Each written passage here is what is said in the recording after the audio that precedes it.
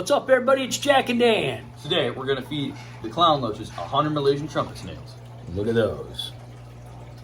All right, our last video, we did a little update on a bunch of tanks, and one of the tanks we talked about was this green lantern tank, which in the next video, we're actually going to be kind of like redoing a little bit and stuff. We talked about the fact that we pulled a lot of the Malaysian trumpet snails out of there kind of on a regular basis, and we got about 100 of them in here, probably more, really. Yeah. And these guys love them. If you've ever had any kind of Botia or loach, you know that they love snails. And so since that one's right across the room there and it has an abundance of snails, we take these guys and we put them in there. This is our big 220-gallon tank. It's got all kind of little plecos and a Kenya named Newman, and of course lots of other guys. And we have Riot over here. He's a big royal pleco. We have some rope fish in here that, oh, there's one of them. You can see his tail kind of going through there. They kind of slither through all these rocks and that. We got a Synodontis, and where's Lenny and Squiggy? They're hiding. Well, they'll probably come out. Anyway, these guys love snails, right? Yes. Bottom line. And we've got about 14 of them in here. And Jack's going to go ahead and dump these in the top, and we'll kind of see how this all goes. Some of the other fish will grab them. And, you know, some of them, if they're not snail eaters, they'll just basically spit them back out, like Newman and that, but they may try them. Yeah. Jack's on a little thing here. This is a 7-foot tall tank, and so he's getting on a little stool here just to get on top. And you're probably going to have to take the container and kind of put it down in there. Here they come. They love them right away. The nice part is we have, just put it down into the water. Yeah, just rinse it out. So you'll see them grabbing them. They just absolutely love these guys. They will kind of just suck them right out of the shells. If they go down in between the lava, they'll just move the lava rocks. If they can't bite through the shell, they'll pull them out of there. But a lot of times these guys, they can chew through that shell. They're kind of waiting for Jack to finish because he's up above them, kind of messing around there, messing their heads up a little bit. So yeah, there they go. Okay, I think you got it. Yeah. Don't worry if there's a couple left. All right, so there they go. Oh, there's one of the little albino plecos. It's under there. Anyway, I'm going to take a step back a little bit because they do have a tendency to get a little bit afraid when we kind of like up in the action like that. You can see a lot of them have them hanging out of their mouths. They already grabbed that guy's one. So they'll grab them and then they'll take off with them. And some of the bigger ones, I think, already grabbed them and they took off because they don't want someone to steal. These guys are notorious for stealing food from each other, right? Yeah. So they'll grab them and then they'll take them. A little scavenger. Yeah, see, he's got one hanging out of his mouth. So they'll go hide in a little place. There's one of the rope fish, by the way. They're not interested in these guys. They might eat some of them. But basically, these guys will kind of swim around and crawl around for a little bit, and these guys will just grab them. And they literally just grab one and go away, and then they'll come back. But here comes another one. They get a little freaked out when we're right in the front, so we're kind of backing up a little bit here. And they, there you go. So you can see, again, they'll kind of come, they'll grab one, and then they'll take off, and they'll go in a hole. They don't want anyone stealing it from them. And then they'll grab another one, and then they'll go do it. But yeah, the big ones grab quite a few.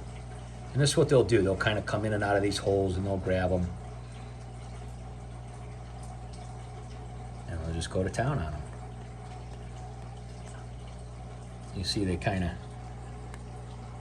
We did a video a while ago where we kind of showed the pharyngeal grinding of these guys' teeth. Sometimes you can hear that if they take a whole snail in, you can hear them grinding them. But it's hard to say, sometimes louder than others.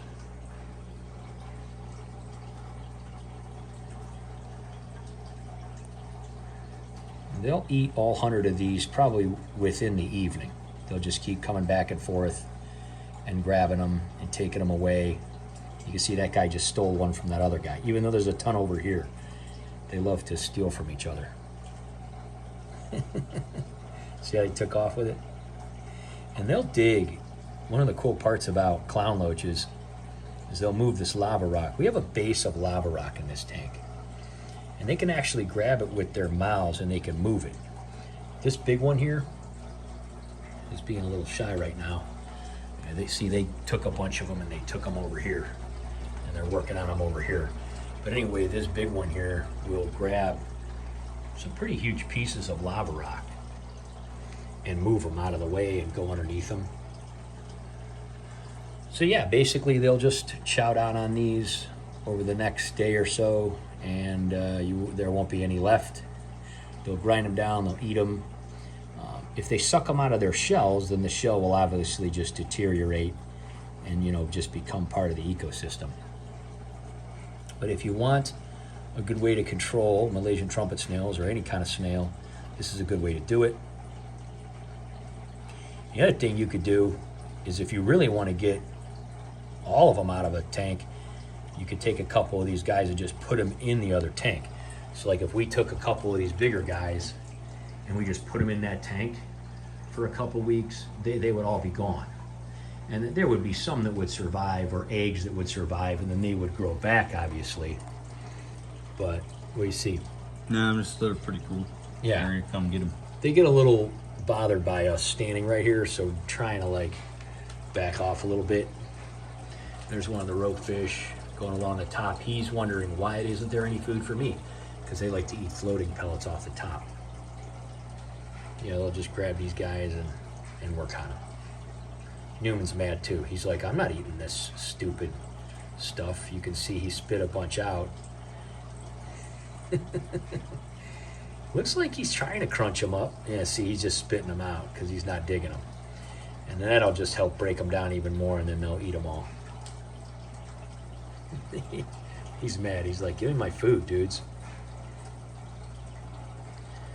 Well, we've had most of these clown loaches for quite a few years. Like I said, that big one here is about 17 and a half years old, about a year older than Jack. I got this guy because nobody wanted him with his little imperfection on his stripe there. And he was in a tank with some cyclage by himself, just hanging out. And we had him in here, and then when we had more that we had in Jack's bridge tanks, we put him in here. And he was very shy, but after a while he came around, and now he's kind of the alpha of this group, and everybody kind of follows him around. You can see they dig right down in here and grab these guys. Try not to get too close to freak them out. If you've never had clown loaches, they're Botias, they're loaches. They're awesome. They can be fairly aggressive. Some Botias, clown loaches usually aren't.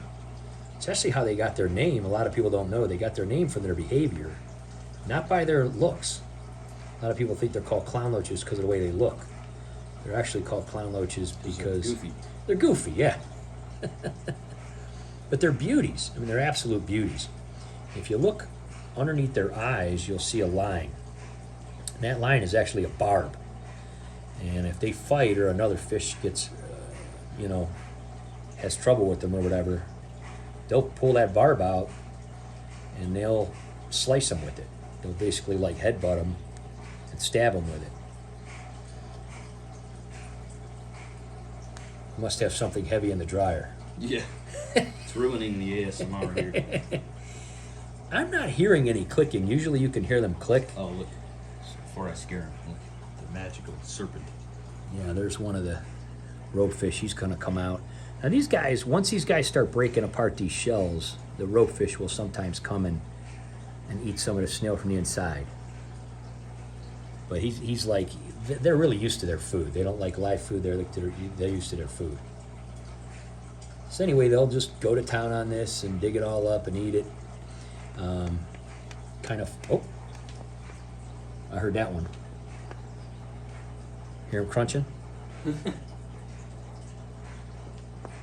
Yeah.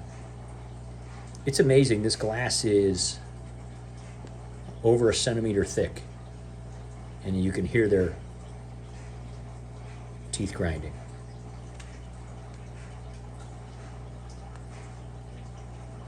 Yeah, so they were a little shy at first.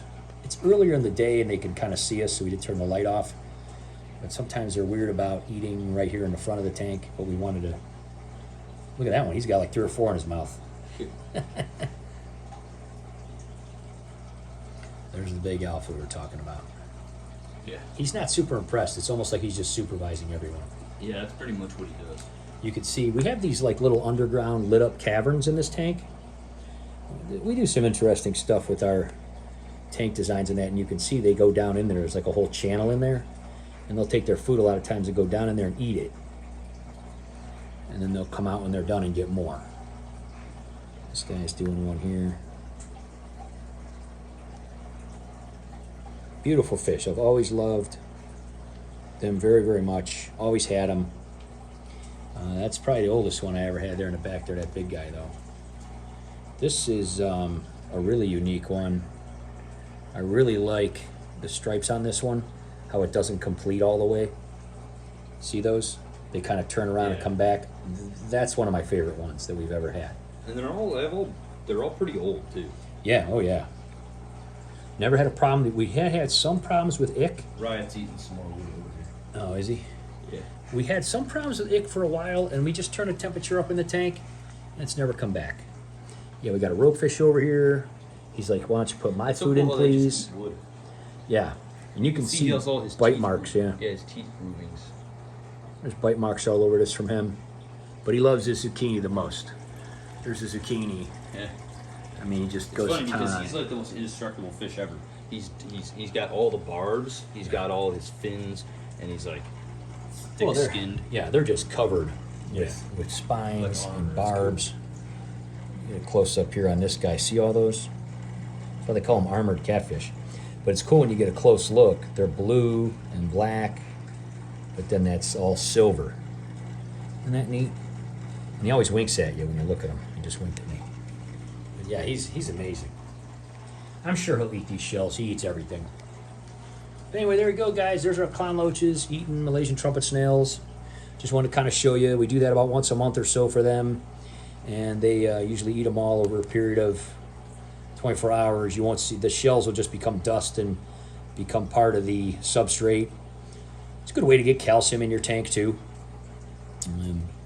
We fed this tank yesterday, and we'll wait till tomorrow to feed regular food because we just want to make sure they eat all these guys up and everything. And that just keeps our population down. So the next video will be, we're going to be kind of redoing this Green Lantern tank. We're going to be probably taking the penthouses down, right? Yeah. Changing some things around, adding more glow plants, and just kind of getting it all ready. And then we'll have a follow-up video after that. We'll be adding some more glowfish because glowfish don't live very long. We've had it for about 2 years, and they've all kind of died off one at a time. Still a lot of cool fish in there, but we're going to be adding some more glowfish. And I'm really thinking about one of those pink angels. They got a new pink angel that they make, right? Yeah. So really thinking about that. So anyway, there you go, guys. If you want to have some fun, if you have clown loaches in one tank and you have Malaysian trumpet snail problem, scoop them out and put them in here, and they will thank you very much for them and appreciate that very much.